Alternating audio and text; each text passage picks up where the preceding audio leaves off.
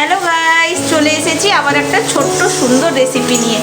দেখুন, আমি এখানে তেলের মধ্যে দিয়েছি পেঁয়াজ আর আলু ভেজে নিচ্ছি। আমি আজকে রান্না করে দেখাবো মাশরুম।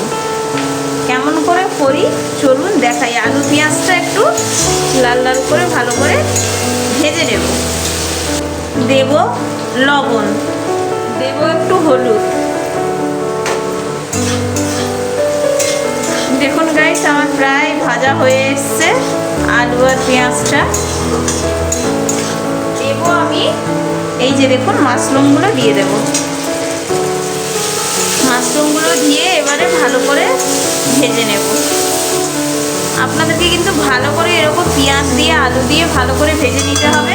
তারপরে মাশরুমগুলো দিয়েও ভেজে নিতে হবে।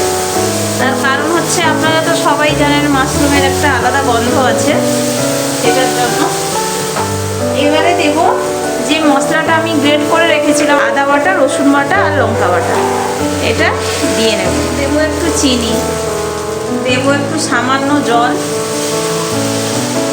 দেখুন গাইস, আমার প্রায় হয়ে এসেছে মাশরুমের তরকারিটা। এর মধ্যে দেব দেখুন কেটে রাখা ধনেপাতা, দেব একটু গোলমরিচের গুঁড়ো,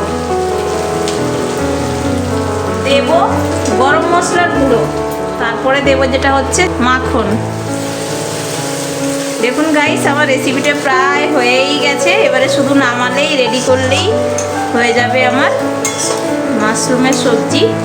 কেমন হয়েছে আপনারা সকলে কমেন্টে জানাবেন। হ্যালো গাইস, দেখুন আমার রেসিপিটা রান্না হয়ে গেছে। আমি এখানে থালায় সাজিয়ে নিয়েছি, আপনাদের সাথে শেয়ার করলাম। কেমন হয়েছে কমেন্টে জানাবেন, লাইক করবেন আর